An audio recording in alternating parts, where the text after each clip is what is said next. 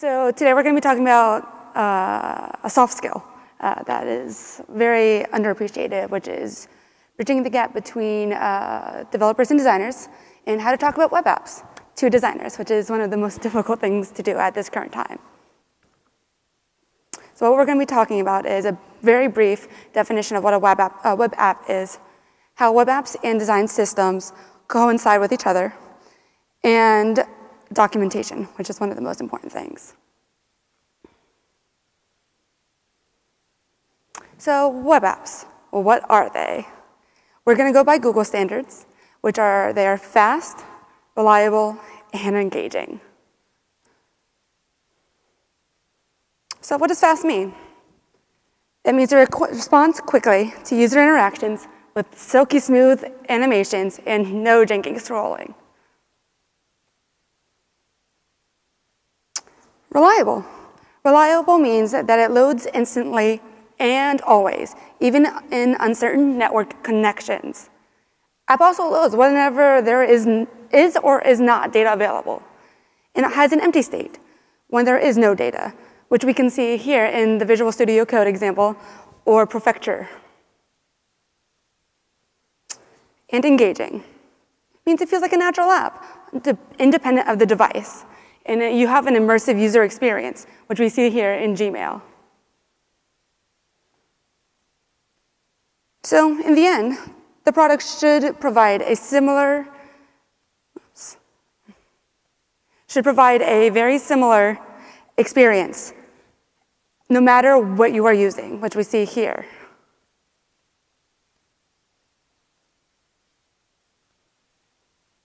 In Google Docs, which is, we see that they are all very similar through everything. So how do we accomplish this uniform feeling across device? Through something called design systems. Going off of Scott Cullum, a design system is a collection of objects aligned by shared principles and aesthetics so that they may seamlessly work together to form artifacts that provide user value. So wait a minute, collection of objects. That sounds vaguely familiar to something in web apps, specifically when using things like frameworks that, as web developers, we use regularly. And that thing, sorry, I had the wrong direction, is components. So this is where front-end frameworks and design systems overlap. And the definitions aren't all too different. Both designers and front-end developers think of components in terms of a larger part of a larger product, whether that product is a native app, web app, or static sites. In this example on CodePen, we can see that a single project is the same thing as a component of a larger project. We could see how this could easily help help developers develop faster while maintaining brand guidelines and provide fluid, familiar user experiences by removing unnecessary surprises, by remaining consistent wherever used.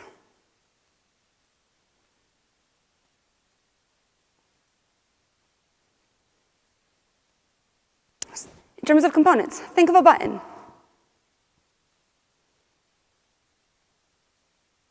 We have an event. Buttons always trigger events. Well, usually, or they take you somewhere.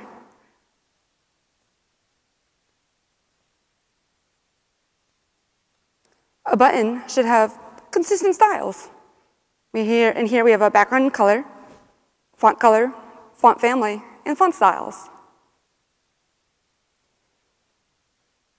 We have multiple states. In this example, we have a button that is enabled and potentially a button that is disabled. And these states should be consistent and recognizable.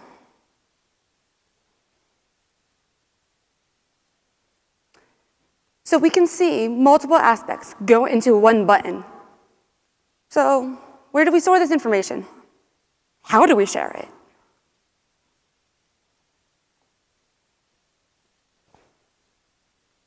That is where documentation comes into place. Documentation has two forms.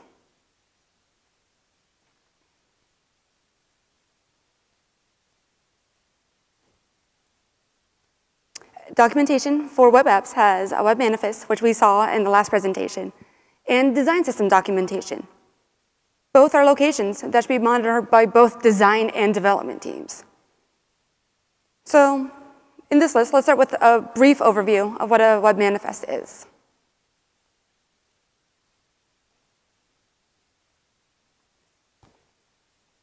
We're going to go with the Google definition by Matt Gaunt and Paul Kinlan.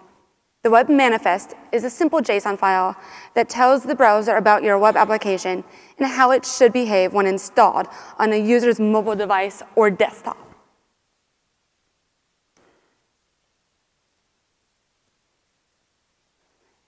In here, we see there's a brief example of what a web manifest looks like. It documents how a site behaves across multiple devices, including the behavior of favicons, theme color, and background color.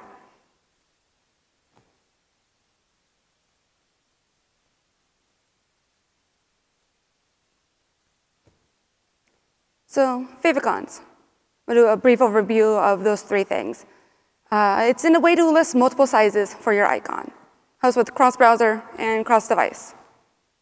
Theme color, most noticeable when looking at the address bar when on a website, especially in Android. Background color, it's a property used on a splash screen when the application is first launched. In these examples, I use my own personal site to show different combinations of how these three aspects in a website manifest are in action. In the first example, we see a favicon, which is the A. We have the name, which is at the bottom, and then a background color. We can see the theme color here in the middle example, in the top bar, which matches the color of the site. We see the favicon and theme color in combination with this third example.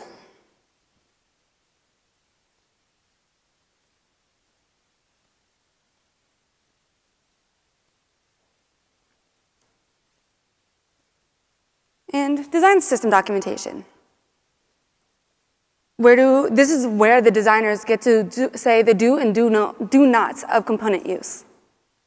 It helps developers create reusable components based on design standards. It also holds both designers and developers accountable for everything that they work on. For example, we have a designer that introduces a new loading state, but it's not in the design system. Developer gets to say, sorry, we can't do this. We don't have the brand guidelines that say that we can do this. It's everything, I think almost every developer's favorite thing to do is tell a designer no.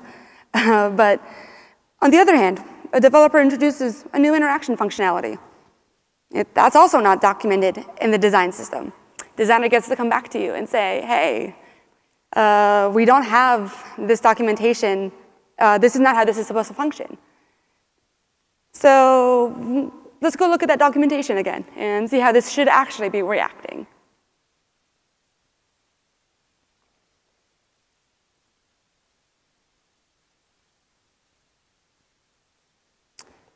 This is where design documentation comes heavily into play. Design documentation describes the look and feel of components. This explains how components should and should not be used, how they react in different points of a product, as well as everything that they cannot be used for. Designers and developers get to document site-wide styles, such as brand colors, typography, and animations. Here we have the United States Web Design System. It is considered one of the standards for web design documentation. As we can see in the example here, we have multiple uses of the different components that go into a design system and web apps.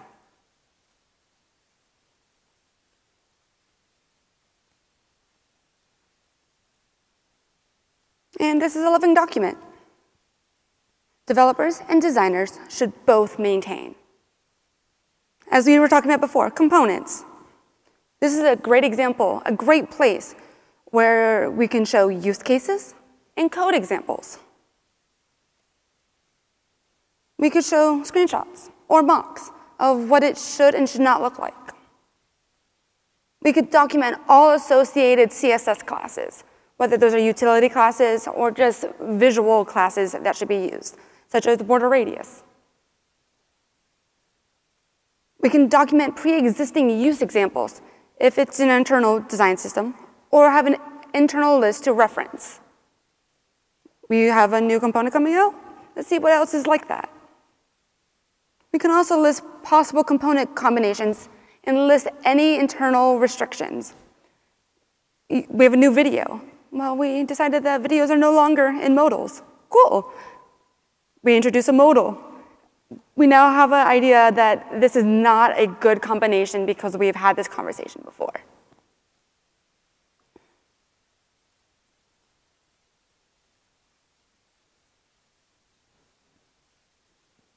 In an earlier example, we can see where to document.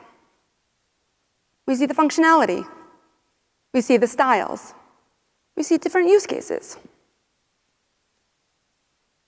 Functionality, as we said, can trigger different events. Here we have it where it's showing a drop-down, if it would be. Styles, as we talked about, background color, color, and font family, and anything related to the typeface. In use cases, we've enabled and disabled. Well, this looks like a CTA, a call to action button, so maybe we don't use buttons when we're using links. That's a whole different thing.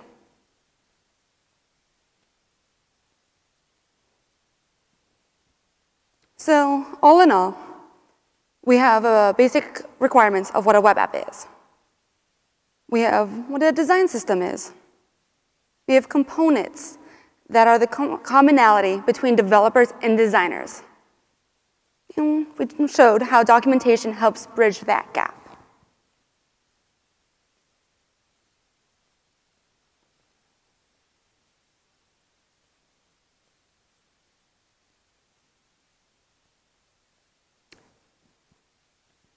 And thank you. And now I have time for Q&A if anybody has any questions.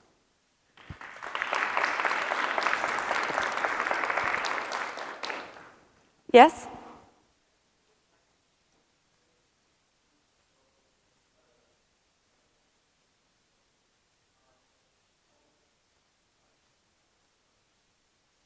So this process of design documentation that's why it's a living document. We allow for multiple edits based on whether it's the designer or the developer. And overall, it's something that, because of how long a lot of processes take in terms of accepting a new concept, we will be aware early on. This is why it's important to bring in developers and designers at around the similar time period for each new feature. It depends. For us, we have, where I work, we have Bitbucket documentation, GitHub documentation, but we're also working on just a standalone interactive site just for the design system documentation, which is where you would show code and design examples. Yeah, it's important to, when talking about the documentation though, it's important to bring in developers into these conversations so that you could have both code examples and design examples. That way developers know these products and this project exists so that they know that they too are contributing to this living document.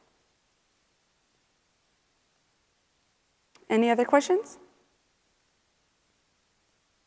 No? Well, I will be around. Thank you.